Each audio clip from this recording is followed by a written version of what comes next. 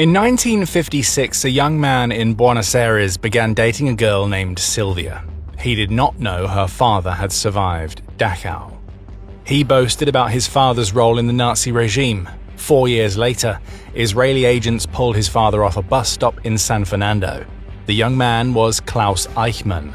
His father was hanged in 1962. Klaus lived another 53 years. Adolf Eichmann had 4 sons. Klaus was born in Berlin in March 1936. Horst Adolf followed in Vienna in 1940. Dieter Helmut was born in Prague in 1942, 3 years before the war ended. By 1945, their father was one of the most wanted men in Europe. He escaped American custody, lived under a false name as a forester for 5 years, and in June 1950 sailed from Genoa to Buenos Aires using Red Cross papers obtained through Bishop Alois Hudal's network.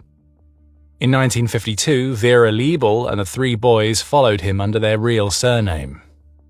In Argentina, Adolf and Vera took false names. Their sons did not. Adolf became Ricardo Clement and worked at a Mercedes-Benz plant. Vera registered as Catalina Clement. The boys, however, kept the name Eichmann at school and on the street. In 1955, a 4th son was born in Buenos Aires and given the Spanish-language name Ricardo Francisco. The decision to keep the family name would prove to be the most significant security failure of the entire fugitive operation. In 1956, Klaus, then about 20, began dating Sylvia Hermann, the daughter of Lothar Hermann, a half-Jewish German lawyer who had survived Dachau and emigrated to Argentina. Klaus did not know Sylvia's background. He spoke openly about his father's work for the Nazi regime and about the war, with comments that left Lothar Hermann certain his daughter was dating the son of a wanted war criminal. In 1957, Hermann sent a letter to Fritz Bauer, Attorney General of the West German state of Hesse, and himself a Jewish survivor. Bauer did not trust the German police or embassy in Buenos Aires. On September 19, 1957, he passed the information directly to Israeli officials. Mossad investigated for more than 2 years.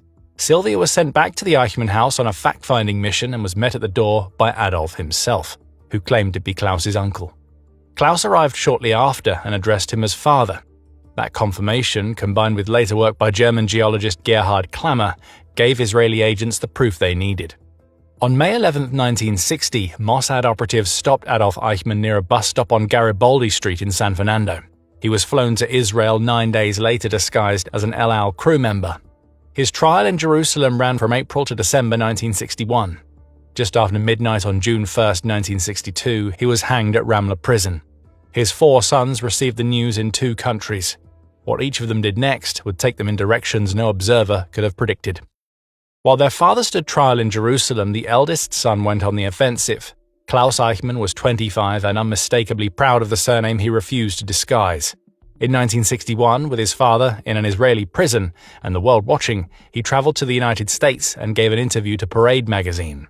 The piece quoted him at length defending his father, calling the charges propaganda, and suggesting that prominent Jewish figures had themselves engineered the wartime deaths. American authorities, alerted by the press coverage and tracked in CIA documents released later, moved quickly. He was deported back to Argentina. The interview was not an isolated outburst. Klaus had reportedly organized a press conference in Buenos Aires within hours of his father's death sentence in December 1961, protesting what he called the injustice of the verdict. After his father was hanged the following June, Klaus returned briefly to public attention as the angriest of the 4 sons, in a country where the family name still drew attention. What followed was unusual. In 1964, the Austrian Jewish philosopher Günther Anders published a short book addressed directly to Klaus by name. We, Sons of Eichmann, Open Letter to Klaus Eichmann, argued that the Eichmann problem was not a closed chapter of history but a continuing condition of modern industrial life, and that all post-war generations risked becoming sons of Eichmann unless they confronted that inheritance directly. Anders returned with a second letter to Klaus in 1988. Klaus, the addressee, never publicly responded to either letter. By the mid-1960s, Klaus had left Argentina for West Germany. He abandoned his first wife and 2 children he had with her, settled into a new relationship, and went on to father 3 more children. He spent the rest of his life in Germany, far from the country where his father had been hidden. He never publicly renounced his views. According to his sister-in-law's testimony to the Daily Mail in 2018, he supported his father's ideology to the end. Klaus Eichmann died in Germany in 2015 at the age of 79, following a long battle with Alzheimer's disease. He had outlived his father by 53 years. The book addressed to him was still on bookshelf shops. The most committed of the four sons, however, was not Klaus, that was Horst. Horst Adolf Eichmann was 22 when his father was hanged. He had been born in Vienna in 1940, named in part for the dictator his father served, and he absorbed the family ideology more completely than any of his brothers. According to Carmen Breton Lindemann, his longtime partner from the 1970s onwards, Horst genuinely believed his father had done nothing wrong and treated the Holocaust as an invention. The cover story their father had given them, that Hitler had targeted Jews because of a plot to sterilize Germans, Horst took as fact. To believe otherwise, Lindemann said in 2018, would have collapsed his world. The atmosphere Horst stepped into after his father's June 1962 execution was already incendiary. The Tacuara nationalist movement, an Argentine far-right group, launched approximately 30 anti-Semitic attacks across the country that summer. On June 21, 1962, Tacuara operatives kidnapped a 19-year-old Jewish student named Graciela Sirota and tortured her for hours, branding her with a swastika before releasing her.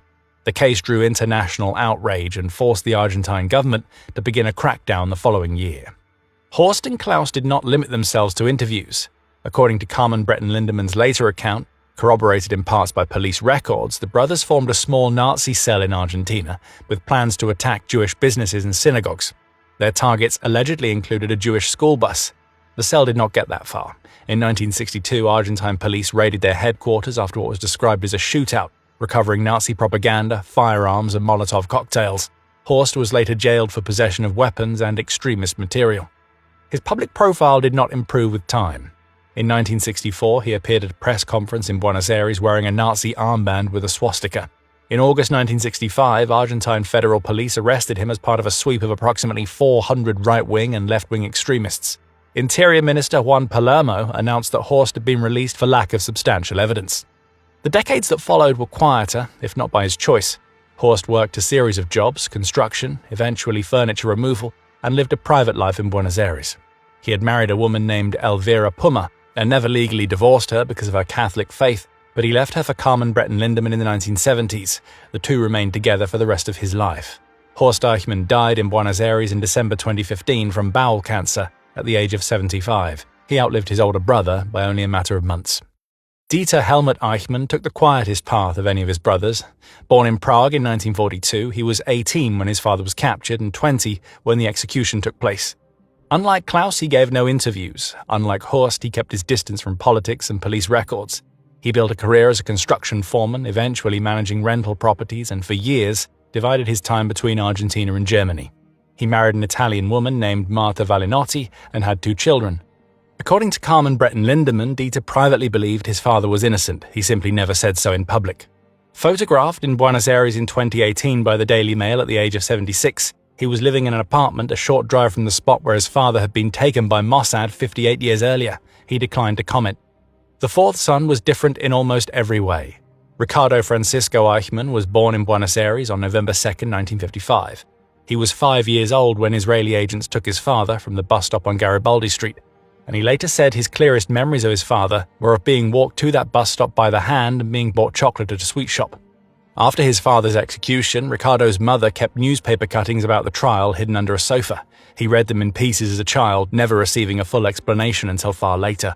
The family moved back to Germany. As a teenager, Ricardo studied his father's history through books rather than family conversation. He enrolled at Heidelberg University in 1977 and completed a doctorate in prehistory, classical archaeology, and Egyptology in 1984. He chose ancient history deliberately, as far afield from the 20th century as he could find. From 1996 to 2020, he served as director of the Orient Department of the German Archaeological Institute in Berlin, leading excavations in Saudi Arabia, Jordan, and Qatar. In 1995, he met Zvi Aharoni, the Mossad agent who had identified his father in Buenos Aires. Ricardo later called the encounter emotional and said he held no resentment. He has stated that his father deserved to be brought to justice and that the following orders defense excused nothing. When asked once whether he had considered changing his surname, he replied that there would have been no point, that nobody escapes their own past.